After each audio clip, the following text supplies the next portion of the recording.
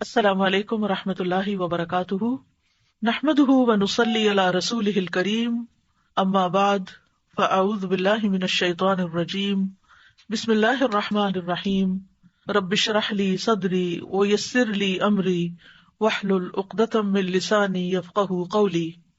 عن ابی ہریرہ رضی اللہ عنہ قال ما عاب النبی صلی اللہ علیہ وسلم طعاما قط ان اشتہاہ اکلہ والا ترکہ۔ کتاب المناقب۔ ابو ہریرہ رضی اللہ عنہ سے روایت ہے، نبی کریم صلی اللہ علیہ وسلم نے کبھی کسی کھانے سے عیب نہیں نکالا، اگر آپ کا دل چاہتا تو اسے کھا لیتے ورنہ اسے چھوڑ دیتے۔ کھانے میں عیب نکالنے سے مراد کیا ہے؟ اس سے مراد یہ ہے کہ انسان کھانا کھاتے وقت کھانے پر تنقید کرے، یہ تو بہت کھٹا ہے، اس میں نمک کم ہے، یہ بہت گاڑھا ہے، یہ پتلا ہے، یہ اچھی طرح پکا ہوا نہیں ہے، یعنی کوئی نہ کوئی ایسی بات کی جائے جس سے کھانے کی تنقیص ہو، یعنی اس میں نقص نکالا جائے۔ تو نبی صلی اللہ علیہ وسلم کبھی کھانے کے اوپر ایسے تبصرے نہیں کیا کرتے تھے، یعنی اگر آپ کو کھانا پسند نہیں بھی آتا تھا، اگر اس میں نمک زیادہ یا کم ہوتا، گاڑھا یا پتلا ہوتا، تو آپ کچھ کہتے نہیں تھے۔ ابن بطال کہتے ہیں کہ یہ اچھے ادب میں سے ہے، کیونکہ کبھی ایسا ہو سکتا ہے کہ ایک شخص کسی چیز کو پسند نہ کرتا ہو لیکن دوسرا شخص اسی چیز کو پسند کرتا ہو۔ کسی کو ہلکا نمک چاہیے ہوتا ہے، کسی کو زیادہ چاہیے ہوتا ہے، کسی کو کھٹا چاہیے ہوتا ہے، کسی کو میٹھا چاہیے ہوتا ہے۔ تو ہر وہ چیز جس کی شریعت نے کھانے کی اجازت دی ہے، حلال ہے، طیب ہے، اس کے کھانے میں کوئی عیب نہیں ہے۔ لیکن یہاں ایک بات یاد رکھیے کہ اصلاح کے لیے کوئی چیز اگر بتائی جائے تو وہ منع نہیں ہے، یعنی انسان عیب تو نہ نکالے، اگر کھانا چاہے تو کھا لے، نہیں تو اس کو چھوڑ دے۔ ہاں، اگر کوئی ایسی چیز ہے کہ جو درست ہونی چاہیے تو وہ پکانے والے کو بتا دی جائے۔ مثلاً یہ ہے کہ یہ کہہ دیا جائے کہ اس کو اگر تھوڑا سا اور پکا لیا جاتا، مثلاً میٹ پکا ہوا ہے، گوشت پکا ہوا ہے اور وہ سخت ہے اور کھانے میں مشکل ہے، تو پکانے والے کو بتایا جا سکتا ہے کہ آپ اس کو مزید پکا لے، تو اس سے یہ ہے کہ کھانے میں سہولت ہو جائے گی، تو یہ عیب بتانا نہیں۔ یا اسی طرح یہ ہے کہ اگر کوئی اور چیز اس میں ڈالنے کی ہو یا نہ ڈالنے کی، مثلا کسی نے کوئی ایسا کمبینیشن پکا دیا ہے جو عام طور پر پکایا نہیں جاتا، اس کو بتایا جا سکتا ہے کہ یہ سبزی اس کے ساتھ نہیں، دوسری چیز کے ساتھ پکائے تو زیادہ اچھی ہوگی۔ یا اسی طرح اگر آپ بچوں کو کھانا پکانا سکھا رہے ہیں تو اس وقت ان کو اگر کچھ ہدایات آپ دے رہے ہیں اور انہوں نے کچھ پکایا ہے تو اس پر ان کو انکریج بھی کریں اور اس کو بہتر کرنے کی تدبیر بھی بتائیں۔ مثلاً ہم سب جانتے ہیں کہ جب ہم نے شروع میں روٹی پکانی سیکھی تو ہم نے کیسی روٹیاں پکائی۔ اب یہ ہوتا ہے کہ جب پہلی دفعہ کوئی بھی کام کیا جاتا ہے تو وہ پرفیکٹ نہیں ہوتا، لیکن آہستہ آہستہ اس کی اصلاح کر کے کہ یہاں سے موٹی ہے، یہاں سے کچی رہ گئی ہے، گول اس طرح کرتے ہیں، اس کو خشک آٹا کب لگاتے ہیں، گونتے کیسے ہیں، تو یہ ساری چیزیں جو ہیں، اس میں اگر کوئی چیز بتائی جائے کہ یہ یہاں درست نہیں تو وہ عیب لگانا مراد نہیں ہے۔ ایک یہ ہوتا ہے کہ انسان اس کی نیچر میں کوئی عیب نکالے، اور ایک یہ ہے کہ اس کے پکانے کے طریقے میں۔ مثلاً اگر آپ کو کوئی چیز کھانے میں پسند نہیں تو آپ اس کا مذاق نہ اڑائیں یا اس پہ ٹونٹ نہ کریں اور یہ نہ کریں یہ بھی کوئی کھانے کی چیز ہے، یہ بھی کوئی انسان کھاتا ہے، تو ایسا کہنا بھی درست نہیں۔ اور اسی طرح یہ ہے کہ اگر کوئی پکائے تو پکانے والے کی جو ریسیپی ہے اس پر اعتراض نہ کیا جائے، کیونکہ ہر قوم کے اپنے اپنے کھانے کے انداز ہوتے ہیں۔ کچھ لوگ شوربا زیادہ پسند کرتے ہیں، کچھ لوگ سوکھا کھانا پسند کرتے ہیں۔ تو انسان اگر کسی کے گھر میں کسی کی دعوت پر ہے تو بعض اوقات ہم سامنے کچھ نہیں کہتے لیکن بعد میں نکل کر ضرور تبصرے کرتے ہیں کہ ان کو پکانا نہیں آتا یا انہوں نے کیا پکا دیا، تو اس طرح کی باتیں بھی نہیں کرنی چاہیے۔ کھانا اللہ کی تسبیح کرتا ہے، اس لیے کھانے والی چیز میں عیب نہیں نکالنا چاہیے۔ عبداللہ بن مسعود رضی اللہ عنہما نے بیان کیا کہ معجزات کو ہم تو باعث برکت سمجھتے تھے اور تم لوگ ان سے ڈرتے ہو، اور ہم تو آپ صلی اللہ علیہ وسلم کے زمانے میں کھاتے وقت کھانے کی تسبیح سنتے تھے۔ پھر اسی طرح یہ ہے کہ کھانے کی تعریف کرنی چاہیے، اپریشیٹ کرنا چاہیے، کھانا کھا کے پھر شکر ادا کرنا چاہیے۔ صحیح مسلم کی روایت میں ہے کہ جابر بن عبداللہ رضی اللہ عنہ کہتے ہیں کہ نبی صلی اللہ علیہ وسلم نے اپنے گھر والوں سے سالن طلب فرمایا تو انہوں نے عرض کیا ہمارے پاس سوائے سرکے کے اور کچھ نہیں، تو آپ نے سرکہ منگوایا اور اس سے آپ نے روٹی کھانی شروع کر دی اور فرمانے لگے کہ سرکہ بہترین سالن ہے، سرکہ بہترین سالن ہے۔ اس کے بارے میں ایک اور روایت میں آتا ہے کہ جب مکہ فتح ہوا تو نبی صلی اللہ علیہ وسلم حضرت ام ہانی کے ہاں تشریف لے گئے اور وہاں آپ نے کھانا طلب کیا، تو گھر میں سوائے روٹی کے اور کچھ بھی نہیں تھا. آپ نے پوچھا کہ تمہارے پاس کچھ سالن ہے، کوئی چیز یعنی جس سے، اور روٹی بھی سوکھی تھی کہ روٹی کو نرم کیا جا سکے، لیکن یہ کہ کوئی بھی چیز نہیں تھی. تو آپ نے پوچھا کہ کیا سرکہ ہے؟ تو انہوں نے کہا سرکہ ہے. تو جب سرکہ لا کر دیا گیا تو آپ صلی اللہ علیہ وسلم خوش ہو گئے اور سرکے میں روٹی ڈبو کے کھا رہے تھے اور فرما رہے تھے سرکہ کتنا اچھا کھانا ہے، کتنا اچھا سالن ہے، سرکہ کتنا اچھا سالن ہے. تو اس سے یہ پتہ چلتا ہے کہ جب انسان کوئی چیز کھائے اس کو انجوائے کرے، اور اگر وہ بہت انجوائے نہیں بھی کر رہے تو وہ اللہ کی نعمت ہے، اس نعمت کو اپریشیٹ کرنا چاہیے. اسی طرح اچھا کھانا بنانے والے کی تعریف بھی کرنی چاہیے، اس سے حسد نہیں کرنا چاہیے. عائشہ رضی اللہ تعالیٰ عنہا کہتی ہیں کہ میں نے صفیہ رضی اللہ عنہا سے زیادہ عمدہ کھانا پکانے والی عورت نہیں دیکھی، یعنی بہت اچھی کک تھی. ایک مرتبہ انہوں نے نبی صلی اللہ علیہ وسلم کی خدمت میں ایک برتن بھیجا جس میں کھانا تھا. میں اپنے اوپر قابو نہ رکھ سکی، یعنی غصہ آ گیا، وہ ان کی سوتن تھی، اور اس برتن کو توڑ ڈالا. پھر میں نے عرض کیا یا رسول اللہ اس کا کفارہ کیا ہے، یعنی اب غلطی ہوگی تو اب کروں کیا؟ تو نبی صلی اللہ علیہ وسلم نے فرمایا برتن جیسا برتن اور کھانے جیسا کھانا، یعنی واپس لوٹاؤ. اسی طرح یہ ہے کہ کھانا بنانے والے کی قدر بھی کرنی چاہیے، کیونکہ وہ بہت محنت سے تکلیف اٹھا کے کھانا بناتا ہے. ابو ہریرہ رضی اللہ عنہ سے روایت ہے کہ نبی صلی اللہ علیہ وسلم نے فرمایا جب تم میں سے کسی کے پاس اس کا خادم کھانا لے کر آئے تو اگر اسے اپنے ساتھ کھلانے کے لیے نہ بٹھا سکے تو اس کو 1 یا 2 لقمے ضرور کھلا دے، یعنی کچھ نہ کچھ اس کو دے تاکہ اس کا دل خوش ہو جائے اس محنت پر جو اس نے کی. کیونکہ یہ ایک انسانی نفسیات ہے، جب انسان کوئی کام کرتا ہے، محنت کرتا ہے، کسی کی کوئی خدمت کرتا ہے تو اس کا دل چاہتا ہے کہ اس کو اپریشیٹ کیا جائے.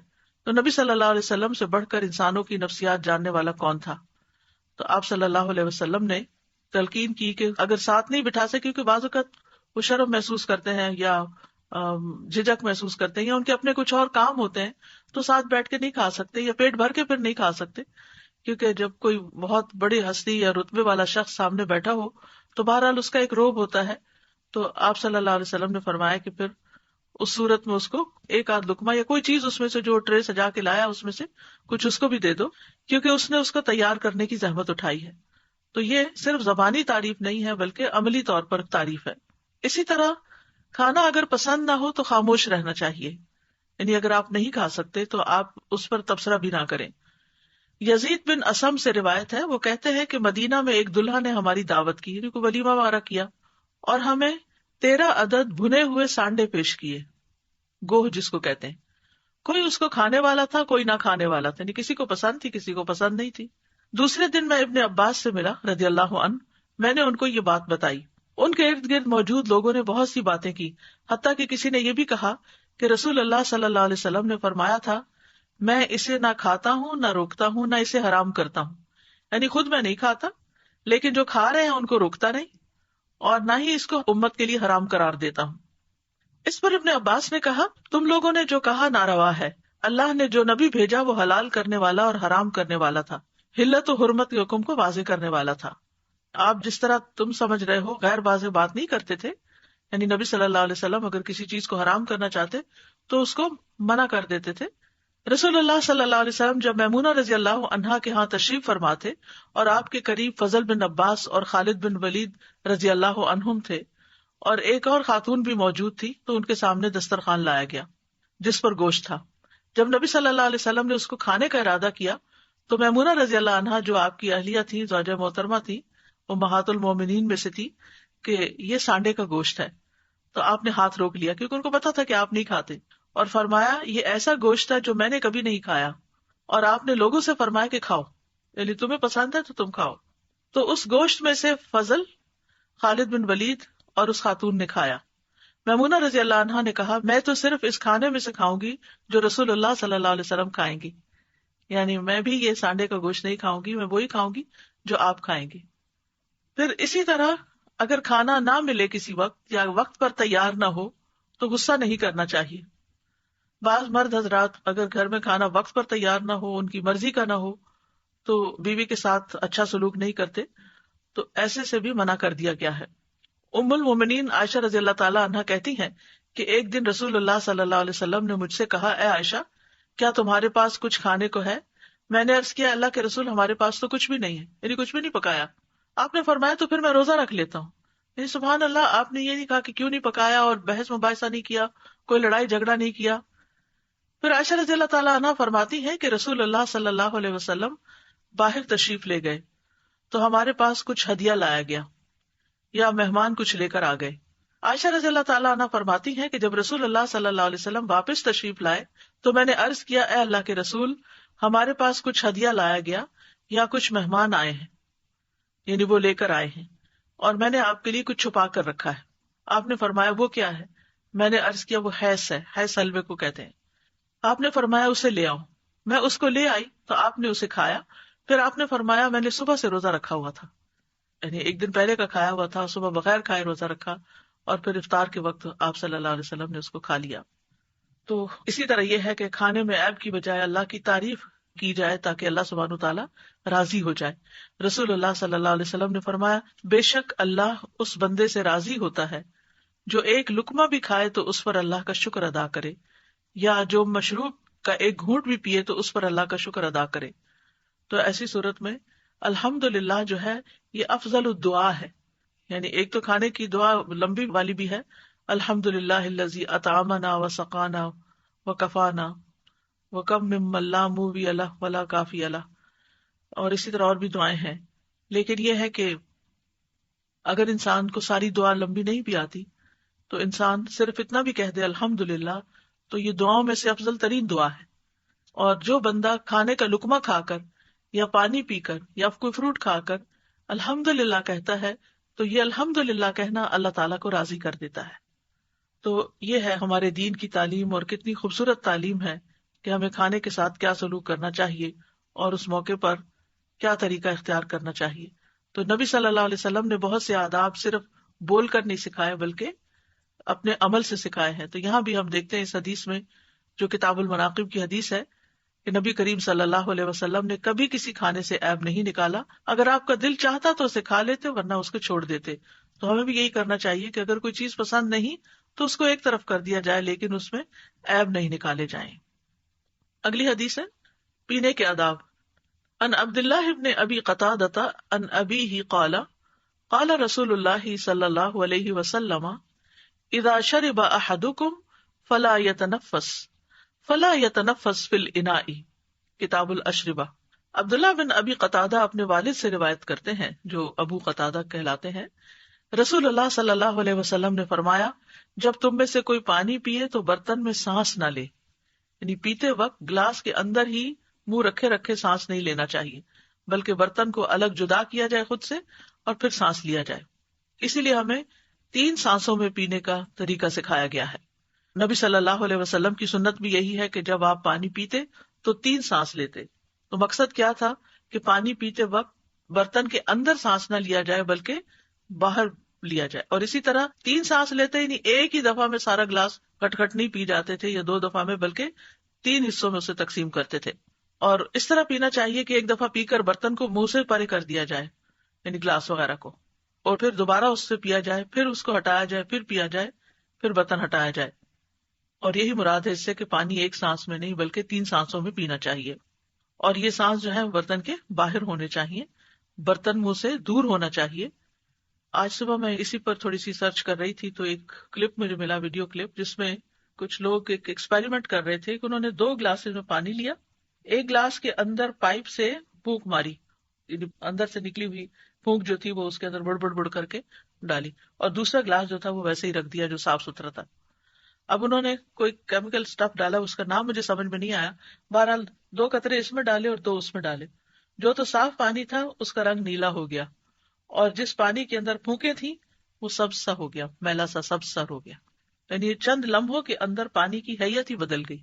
تو ہمارے دین نے ہمیں جو کچھ سکھایا، کیونکہ نبی صلی اللہ علیہ وسلم اپنے پاس سے باتیں نہیں سکھاتے تھے بلکہ وما ينطق عن الهوى ان هو الا وحی یوحی، کہ آپ اپنی خواہش نفس سے باتیں نہیں کرتے بلکہ یہ تو وہی ہے جو آپ کی طرف کی جاتی ہے.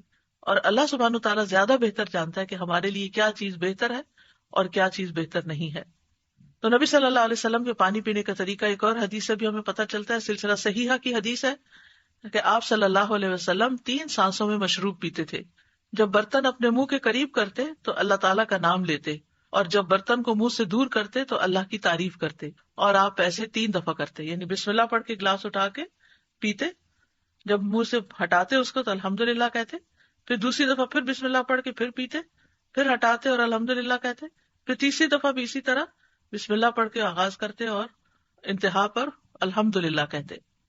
اسی طرح صحیح مسلم کی ایک روایت میں آتا ہے، حضرت انس رضی اللہ عنہ کہتے ہیں کہ رسول اللہ صلی اللہ علیہ وسلم پیتے وقت 3 بار سانس لیتے اور فرماتے یہ انداز پیاس خوب بجھاتا ہے، یعنی اس سے ایک سیٹسفیکشن ہو جاتی ہے اور تندرستی کا باعث ہے اور زیادہ خوشگوار ہے۔ لیکن ہم کیوں نہیں یہ کر پاتے؟ کیونکہ ہمیں ہر وقت جلدی ہوتی، ہم ہر وقت ایک بے چینی کا شکار ہوتے ہیں کہ یہ کام کر رہے ہیں تو یہ بھی جلدی سے ہو جائے، وہ بھی جلدی سے ہو جائے، وہ بھی جلدی سے ہو جائے، اور نتیجتاً کیا ہوتا ہے کہ ہمارے اندر پھر کئی بیماریاں پیدا ہو جاتی ہیں اور وہ سارا وقت ہمارا لے جاتی ہیں۔ اگر ہم سنت کے مطابق زندگی گزاریں، اس فطرت کے مطابق جس پر اللہ نے ہم کو پیدا کیا ہے، جو ہمارے اندر رکھی ہے، اور پھر اوپر سے اس کی تعلیم کے ذریعے اس کو مزید چمکایا ہے، نور علی نور، تو اس سے زندگی بہت خوبصورت ہو سکتی ہے۔ تو آپ صلی اللہ علیہ وسلم نے فرمایا کہ یہ پیاس خوب بجھاتا ہے، کیونکہ ہوتا یہ ہے کہ جب ہم ایک دفعہ پانی پیتے ہیں تو اس کے بعد تھوڑی سی طبیعت میں تری آتی ہے، پھر طلب ہوتی ہے پھر پیئیں، پھر پیتے ہیں، حتیٰ کہ تیسری دفعہ جب پیتے ہیں تو وہ ایک تسلی سی ہو جاتی۔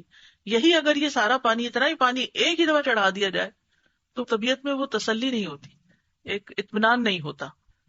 پھر اسی طرح گھونٹ گھونٹ کر کے پینا چاہیے، یعنی تھوڑا تھوڑا کر کے پینا چاہیے، بہت زیادہ ایک دم اندر نہیں انڈیلنا چاہیے، تھوڑا تھوڑا کر کے پیے تاکہ معدے کے اندر آسانی سے اترے۔ اصل میں معدہ جو ہے وہ بہت گرم ہوتا ہے، دہک رہا ہوتا ہے، اس کو پانی کی ضرورت ہوتی ہے، یعنی فوڈ کو گلانے کے لیے، اور اس میں ایسڈز ہوتے ہیں تو نیچرلی پھر ہمیں پیاس بھی لگتی ہے۔ تو جب ہم ایک گرم ترین چیز کے اوپر ایک ٹھنڈی چیز اچانک بہت ساری ڈال دیتے ہیں تو آپ یوں ہی دیکھیے، اس کو یوں مثال سے سمجھیے جیسے گرم توے کے اوپر آپ نے پانی انڈیل دیا تو اس پانی کا حشر کیا ہوتا ہے۔ تو اسی طرح معدے کی گرمی کے اندر ایک دم ٹھنڈا پانی بہت سارا پی لیا جائے تو وہ تکلیف کا باعث بنتا ہے۔ بہرحال ہمیں پانی کی ضرورت ہوتی ہے، تو جب انسان تھوڑا تھوڑا کر کے گھونٹ گھونٹ کر کے پیے گا اور تھوڑا تھوڑا حلق کے نیچے اترے گا تو وہ معدے کی گرمی کے ساتھ بلینڈ ہو جائے گا، مل جائے گا، اور وہ معدے کے موافق ہوگا، معدے کو نقصان نہیں دے گا۔ اچھا، بعض لوگ یہ کہتے ہیں کہ جو پہلا سانس ہے وہ دوسرے سانس سے کم ہونا چاہیے اور دوسرا تیسرے سے، لیکن یہ ہے کہ اس کی کوئی دلیل تو نہیں ہے، لیکن تھوڑا تھوڑا کر کے پانی پینا اوور آل جو ہے وہ فائدے کا ہے۔ اسی طرح یہ ہے کہ برتن میں سانس نہیں لینا چاہیے۔ نبی صلی اللہ علیہ وسلم نے برتن میں سانس لینے اور پھونک مارنے سے بھی منع کیا۔ بعض لوگ گرم چائے پیتے ہیں اور پھونکے مار مار کے، یہ گرم دودھ پیتے ہیں، کوئی بھی گرم ڈرنک، اور ٹھنڈا کرنے کے لیے اس کو پھونکے مارتے ہیں، تو وہ نہیں مارنی چاہیے۔ اسی طرح بعض لوگ پانی پہ دم کرتے ہیں اور وہ اس کے اندر پھونک مارتے ہیں، تو یہ بھی سنت کے خلاف ہے۔ آپ نے اگر دم کرنا ہے تو آپ جیسے بوٹل میں یا گلاس میں پانی رکھا ہوا، دور سے آپ اس کو پانی کو دیکھ کر آپ جو بھی پڑھیں گے انشاءاللہ آپ کی آنکھوں کی ریز کے ذریعے بھی وہ اس تک پہنچے گی تاثیر، اور پھر آپ جب کوئی چیز پڑھتے ہیں تو آپ کے منہ سے جو الفاظ نکلتے ہیں وہ ہوا کی لہروں کے ساتھ ٹریول کرتے ہوئے اس پانی کے ساتھ جا کے ٹکراتے ہیں، تو ان کے اندر بھی پھر یہ تاثیر پیدا ہو جاتی ہے اور فائدہ ہوتا ہے۔ اور پھر اس کے بعد اس پانی کو اگر آپ نے پھونک مارنی بھی ہے تو دور سے اس طرح مار دیں کہ جس سے وہ پانی کے اندر نہ جائے بلکہ باہر سے ہی اس کی طرف اثرات چلے جائیں ہوا کے ساتھ۔ پھر اسی طرح اگر پانی میں کچھ نظر آئے، آپ پانی پینے لگے ہیں، اس میں کچھ ذرات آپ کو نظر آ رہے ہیں یا کوئی چیز اور ایسی نظر آ رہی ہے تو آپ اس کو گرا بھی سکتے ہیں۔ ابو سعید رضی اللہ عنہ سے روایت ہے کہ نبی صلی اللہ علیہ وسلم نے مشروبات میں سانس لینے سے منع فرمایا۔ ایک آدمی آپ سے کہنے لگا، اے اللہ کے رسول، میں ایک ہی سانس میں سیراب نہیں ہو سکتا، تو رسول اللہ صلی اللہ علیہ وسلم نے فرمایا، برتن کو اپنے منہ سے جدا کر کے پھر سانس لیا کرو۔ تو اس نے کہا کہ اگر مجھے اس میں کوئی تنکا وغیرہ نظر آئے تو آپ نے فرمایا اسے بہا دیا کرو، یعنی وہ پانی بہا دو، یا اگر پانی نہیں تو کم از کم اتنا پانی کہ جس کے ساتھ وہ تنکا بہ جائے، وہاں سے نکل جائے، یعنی دیکھ بھال کے پینا چاہیے۔ اسی لیے یہ چیز سخت ناپسندیدہ ہے کہ انسان کسی ایسی بوٹل سے یا تنگ منہ والے برتن سے کوئی جوس یا کوئی پانی وغیرہ پیے کہ جس کے اندر کا کچھ نظر نہ آ رہا ہو، پتہ ہی نہ چلے، کیونکہ بعض ڈرنکس جو ہوتے ہیں وہ ایسی بوٹلز میں بند کیے ہوئے ہوتے ہیں جن کے اندر سے ہم ان کو دیکھ نہیں سکتے کہ ان کی کیا کیفیت ہے، اس کے اندر کچھ اور تو نہیں۔ اور کئی دفعہ سننے میں بھی آتا ہے کہ کوئی چیز اس کے اندر چلی گئی اور وہ بیماری کا باعث بنی یا مرنے کا باعث بنی، اللہ یہ کہ کوئی بہت مجبوری ہو تو اور بات ہے، یا سی تھرو ہو کہ وہ نظر آ رہا ہو کہ اندر کیا ہے، تو اس صورت میں پینے میں حرج نہیں ہے، لیکن یہ ہے کہ عام طور پر جو بھی ہو اسے گلاس میں ڈال کر پیا جائے. پھر اسی طرح یہ ہے کہ کھڑے ہو کر پینے کی ممانعت ہے. انس رضی اللہ عنہ بیان کرتے ہیں کہ نبی صلی اللہ علیہ وسلم نے اس بات سے منع فرمایا کہ کوئی شخص کھڑے ہو کر پانی پیے. قتادہ کہتے ہیں ہم نے انس سے کہا کھانے کے بارے میں کیا حکم ہے؟ تو انہوں نے کہا یہ زیادہ شر والا اور گندا عمل ہے کہ کھڑے ہو کے کھانا کھائے. اچھا، بعض خواتین کی عادت یہ ہوتی ہے کھانا پکا رہی ہوتی ہیں، ساتھ ساتھ چلتے پھرتے کھا پی رہی ہوتی، اس سے بھی بے برکتی سی ہوتی ہے اور یہ بھی درست طریقہ نہیں. بعض بچے ٹک کے جگہ نہیں بیٹھتے اور کھانا نہیں کھاتے، وہ اپنے ہاتھ میں پکڑ کے کبھی ادھر سے ادھر جاتے ہیں، کبھی ادھر سے کھیل میں لگے رہتے ہیں، ماں پکڑ کے ان کے منہ میں لقمہ ڈالتی، پھر وہ کھیل میں ادھر ادھر بھاگتے پھرتے ہیں، تو وہ کھانا ان کے گلے میں بھی اٹک سکتا ہے. اس لیے پرہیز کرنا چاہیے اور کوشش یہی کرنی چاہیے کہ ان کو بٹھا کے سمجھا کے اور تھوڑی محنت کر کے ہی کھانا دے تاکہ بڑے ہو کر بھی ان کو اسی چیز کی عادت پڑے. پھر اسی طرح کھڑے ہو کر پینے کے بارے میں ایک اور حدیث میں بھی آتا ہے. حضرت انس بیان کرتے ہیں کہ نبی صلی اللہ علیہ وسلم نے اس بات سے منع فرمایا کہ کوئی شخص کھڑے ہو کر پانی پیے. قتادہ کہتے ہیں ہم نے انس سے کہا کھانے کے بارے میں کیا حکم ہے؟ تو انہوں نے کہا یہ زیادہ شر والا اور گندا عمل ہے، یعنی کھڑے ہو کر کھانا کھانا جو ہے وہ اور بھی زیادہ سخت بات ہے. رسول اللہ صلی اللہ علیہ وسلم نے فرمایا اگر کھڑے ہو کر پانی پینے والے کو پتا چل جائے کہ اس کے پیٹ میں جا کیا رہا ہے تو وہ اسی وقت کیا کر دے. اصل میں کھانے پینے میں شیطان بھی شریک ہو جاتا ہے، اس لیے بھی منع کیا گیا. کئی بیماریوں کا سبب جو ہے وہ سنت کی خلاف ورزی ہوتی ہے، لیکن ہمیں پتہ ہی نہیں ہوتا کہ کیا سنت ہے اور کیا نہیں. اور پینے کے سلسلے میں آخری بات یہ ہے کہ رسول اللہ صلی اللہ علیہ وسلم نے فرمایا بے شک اللہ اس بندے سے راضی ہوتا ہے جو ایک لقمہ بھی کھائے تو اس پر اللہ کا شکر ادا کرے، یا جو مشروب کا ایک گھونٹ بھی پیے تو اس پر بھی اللہ کا شکر ادا کرے. تو کھانے اور پینے کے بعد الحمدللہ کہنا بہت ضروری ہے.